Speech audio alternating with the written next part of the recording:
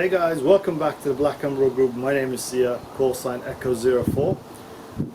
Today what I'm doing is I'm going to be doing a series of videos of kind of a Throwback Thursday theme, just based on kind of the loadouts which got me into Airsoft and how I started into Airsoft. There won't be too many of them. I don't have too many camouflages or camo sets, so they're going to be same variations, but the most unique one's probably this one, which is based on the 101st Airborne, the US Army version. So, brief introduction, I got into Airsoft around 2005. It wasn't very known then. There wasn't none of this UCARA laws. So UCARA law in the UK states that if you want to have a real imitation firearm, which is the black coloured guns, you have to play 3 times within 3 months on the same site for them to be registered as well. Then they send it out, they give you a card or an application number or something like that. And when you buy the guns in future from any retailer or whatever, the gun won't be these multicolored blue and neon colored guns. It'll be the traditional black colored gun, original manufacturer's stated color. So I got into that back then, and then from there, as my camouflages progressed, I got into a team which was a reenactment team. They were very specific, ranks and everything based on the US Army infantry kind of looks. They wanted to do the 101st Airborne. We went to lots of shows and stuff like that, and then they kind of progressed more into the Airsoft side of it. Now, there's a bit of different variations on the kits between mine and them, because I did a little bit more digging in. I wanted more of a current look compared to them. They were more of the, say, pre-Iraq invasion times, or more in the middle of it. I wanted to go more further down the line, so my vest would be different from what theirs was back in the days. So basically, just even wearing this right now, I'm just, wow, this kit's so heavier compared to my Christ CPC that I've got right now. These new slimline plate carriers, they weigh a ton. I mean, I'm just going to go briefly over what I have and how I've set my things up. I'll start from the top. This is a generic Mitch Chinese clone helmet. You can buy any on eBay for 10, 15 pounds, $20, whatever. I've changed the straps to US Army issue ones from the real Mitch helmets because I like the color and they look more authentic.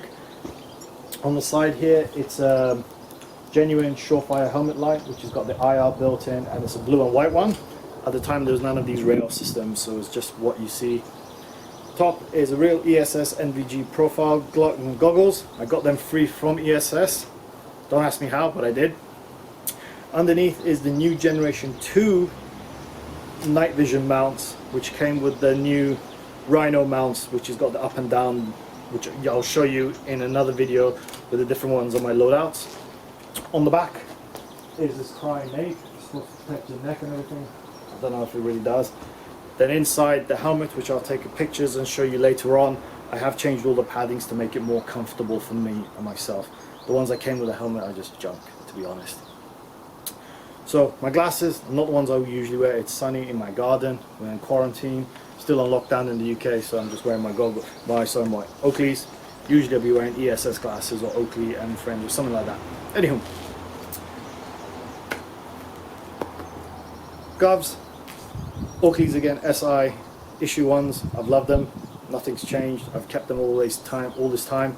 Only if the things change is probably the color. I've gone from like a tan version to more of these coyote, I don't know, coyote brown version, you could say. The vest. This is probably what's different from all my other team. The team all had the OTVs, which is the outer tactical vest, which is the interceptor body armor pretty much, which is the fold-over style ones. This is the IOTV, the improved version of it, which was the main difference was they were finding, well, back the US Army were finding soldiers if they were getting into scenarios that couldn't take their vests off, so they got this pull tab under here. You pull it and it will strip the whole vest down. I've never done it before, don't ask me. I don't think I could ever put the vest back together, to be honest, so I don't want to risk it. So that was the main difference. I bought this way expensive for the time, probably around 150 with shipping, probably $200. Now you can buy them on eBay for maybe 50 quid, shipped, maybe less even, I don't know.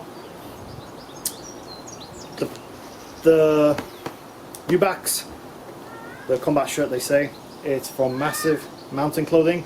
They are the ones who did the contract for the US Army at the time. I don't know if they're still doing it or not. It's a moisture wicking, really like thin, it keeps you cool. Even right now I'm sweating like mad underneath this, but it's actually really cool. The patches and all that are specific to the time and specific on how we wanted our loadouts with the ranks and everything. Sorry if we offend anyone with the ranks, but we're in the UK. Now when it came out to the way I've set up my pouches and everything, I've done it specific for me and only me. So how it works for me, I run a gas blowback, which I'll show you at the end. So IFAC here, which is empty. Now if I want to use it, I'll run my padding and put my nods in it. I've put it in, all the stuff in there, I've put it in a different vest. Grenade pouch, grenade in it. By the way, this is the new TSF LX ones, the ring pull ones. Pricey, but they're good. Utility pouch, all sorts of crap in there, pens, pencils, papers, whatever you need to write down.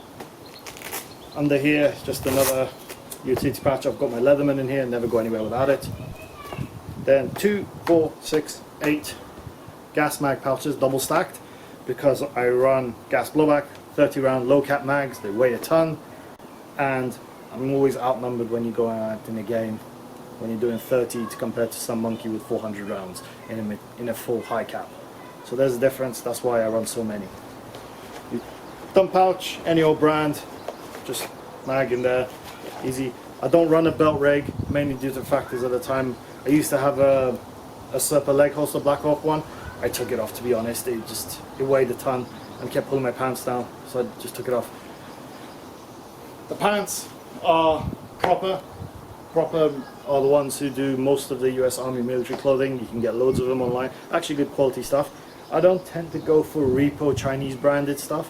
One, because I'm a big lad. Two, they hold their colors and they hold the sizes better. And three, they're worth the money.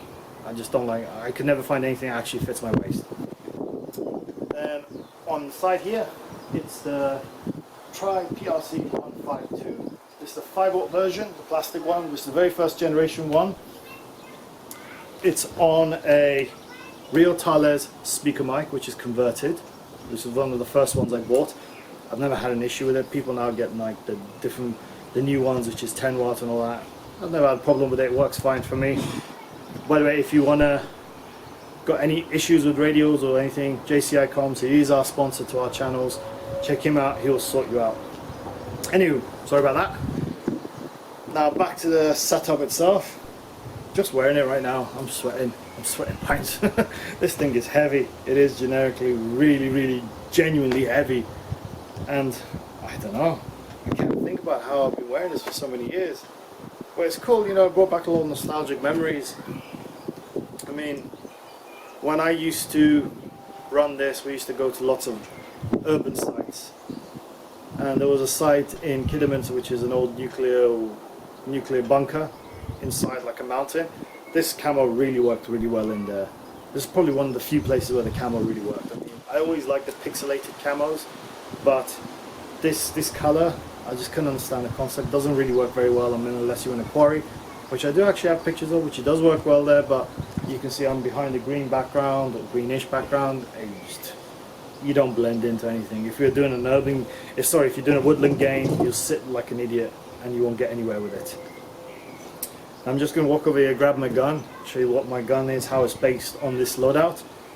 This is my WE gas blowback.